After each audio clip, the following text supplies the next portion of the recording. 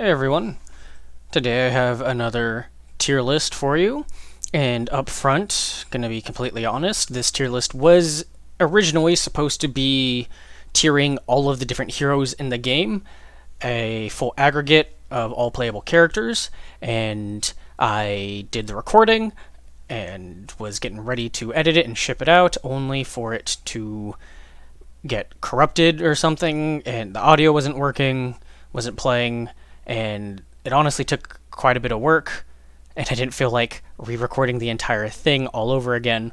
But I still wanted to come up with something today, and I was planning on doing this one probably next anyway, so just swapping the order around. So if anyone was looking forward to that one, sorry about that, but I do still have this, and I think it's still a pretty good one to cover topic-wise. I'm going to be covering all of the classes as a whole and tiering them against one another within the game. Now, you'll notice as usual, I don't have D tier. I do think one of these classes, and I think most of you guys will know which one it would be, would probably belong in D tier, but I just don't think there's only 6 classes, and having 5 tiers it stretches it too thin. So I'm gonna keep it on the S to C scale. I think that's fair enough. Now, how am I going to be judging these classes? It's ultimately going to come down to how much I think this class is pivotal, or how much this class contributes to a party's success, how much easier does it make the game over the course of the entire game. If you look at just the early game, the order would be completely different as opposed to if you looked at just the end game, because as you transition later into the game, certain priorities become a bit different, certain classes become a bit stronger and begin to carry a bit more. I think the best way is to look at it over the course of the entire game and sort of average out that performance. So if you think one class should maybe be higher or lower because, well, by the end game it's completely useless with how I play, I mean, okay, but it's still very useful maybe before you reach the end game. And also, I think you can beat missions in the endgame, skipping some classes entirely, but you could also do that with pretty much almost any of the classes, really. You can make a team comp ignoring pretty much any one of these classes, and it'd be fine. So I see that sort of sentiment come up when I'm talking with other players, whether it's in the Discord or on the Reddit or whatever. So I've never really been a huge fan of that argument, because there's only 4 slots, and there's 6 classes. You can use that argument for literally any of these classes. You could beat the mission without any singular one of these classes. Average performance over the course of the entire game, and how much I think that class makes the game easier and how much they contribute. So S tier is going to be, this class is extremely powerful over the course of the game, and they really feel impactful, and you can really feel them performing quite strongly at all of these stages. A tiers, this is a very strong class. They may not be quite as strong at a certain point in the game, but overall are very solid performers, and you're not going to feel bad about bringing them. B tier, this is fairly average. You're not going to maybe feel they're doing anything absolutely amazing at any particular point in the game, or maybe they do for a small part of it, but you don't feel bad using them. C tier, this is a class that just isn't quite strong at any point in the game, or is only strong for one part of it, or even only maybe decent for one part of it. I hope that was clear. Let's just go ahead and start tiering them. First up is going to be Arcanist. Arcanist is a very strong class, I think. It's probably one of my favorite to play in terms of just gameplay style. I think having range early on, so early in the game, you're primarily going to be using Ector, but in my experience, he's extremely impactful as soon as you get him. He can only really get one attack in per turn with his Force Bolt or a Fire Blast and then some hexes, but each of those attacks he does get per turn is usually making a pretty big difference and then providing good utility and debuffing with his hexes. Once you get to mid-game, it really only gets stronger, and then once you reach later in the game and you have Mindstorm up, their performance just becomes that much crazier. You have Death Hex that you're going to be using every round, just all kinds of spell spamming. I think Arcanist is a very solid S tier class. There's really no point in the game where they're not pulling a lot of weight, and they're doing a lot of different things at the same time too, damage and debuffing. Next is Champion, and Champion's probably my favorite primary damage dealer. There's kind of two classes. If you've watched some of my other videos, you know that I classify as your primary damage dealer. They're the ones that's going to be doing the main bulk of your damage throughout most of your run. You're going to be feeding kills to them because there's a number of on-kill bonus effects. And Champion in particular, with their rage, you want them to be getting the killing blows as much as possible, so that way eventually you get the train rolling, and then ideally you'll be one or two shotting most of your enemies. And once you reach the end game, I think champions are probably the strongest damage dealer. They require a bit of teamwork to set them up and get them going, but once you know how to do it, pulling it off isn't very difficult at all, and they do some absolutely crazy damage. However, I do think earlier in the game, they aren't the best option for main damage dealer. They're not bad by any means. You can certainly work them fine, but I think they are noticeably inferior to their counterpart in the earlier part of the game, maybe Act 1 and 2 to Vanguard. Around Act 3, 4, they're probably on the same playing field, maybe even getting a bit stronger, and then endgame I think they can really take off.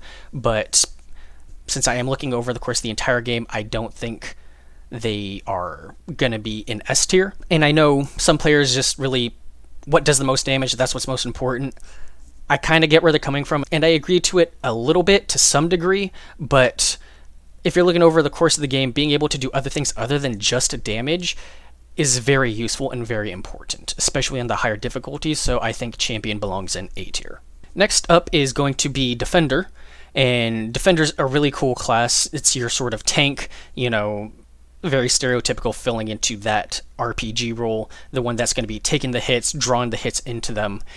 And they're very good at it. Some of them better than others. Some of them do it in sort of different ways rather than the standard, taunt kind of mechanic. But they're all pretty good at it. Some of them are amazing at it. And I think earlier in the game, they are absolutely crucial. You need them to be eating the hits for you. And as you get farther into the game, I think you start to need them less and less, depending on your party comp. For example, if you're running a champion and you get to their tier 3 abilities, they can kind of tank well enough, or maybe even Fairy Knight. Some people are big Fairy Knight fans.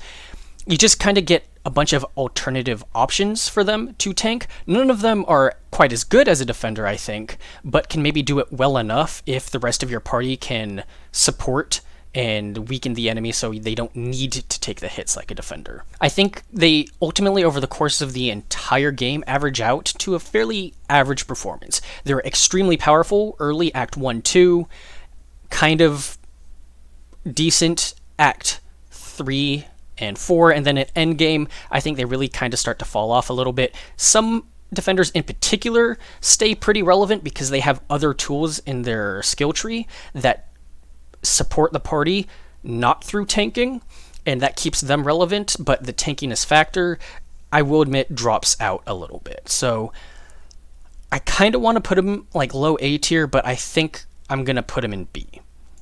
Next is Marksman, and I don't think anyone's going to be surprised with what I'm going to say for them, given their current state in the game. I think Act 1, they're extremely good. Range is very, very good in Act 1 for weakening and clearing out targets before they reach your party, and enabling your party to go hitless, or at least taking no damage other than maybe a point of armor or two here and there. And Marksmen are really good at that. They immediately start to fall off after Act 1, though. In Act 2, I think they're still competent, but once you get past Act 2, really, you're just better off bringing something else in pretty much any case. I have seen some players stick it out and use Marksman through Act 3 and 4, and they do okay, but you can definitely notice their performance is not on the same level as everyone else. They don't have the sort of utility to make up for the lower damage in terms of their crowd control, debuffs. They don't offer buffs of any kind to the rest of their party. They're really just damage. 90% of their kit is damage. They have a little bit of debuffing and crowd control, but not enough for it to be relevant.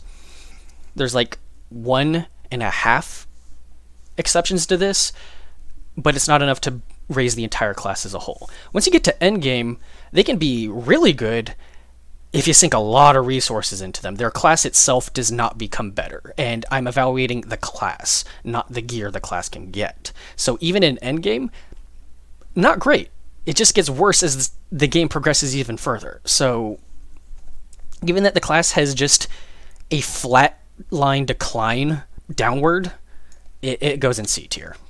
I don't think that's going to shock anyone. Next up is Sages. Sages are amazing. They provide great support.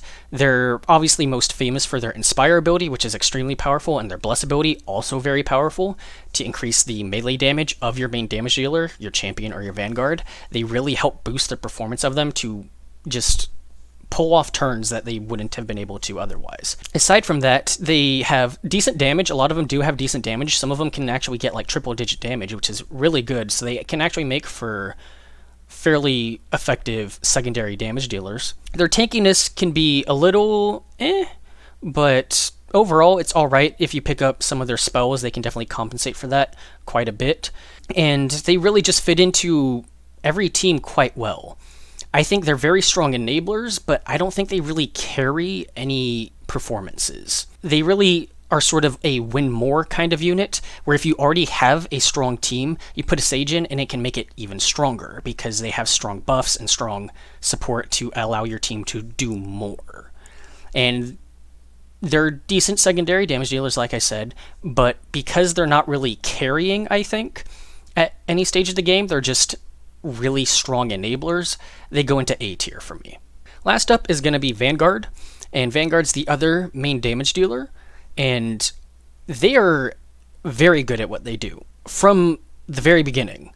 They need a little bit of skill points to kind of get up and running to get the surprise bonus, and then, kind of figure out how to play them, get jump up and running, and then they just really take off. The backstab surprise damage bonus is just really, really good. It used to be insane, just flat out absurd. And they've tuned it down, so now it's still very strong. I see players using it, I use it myself.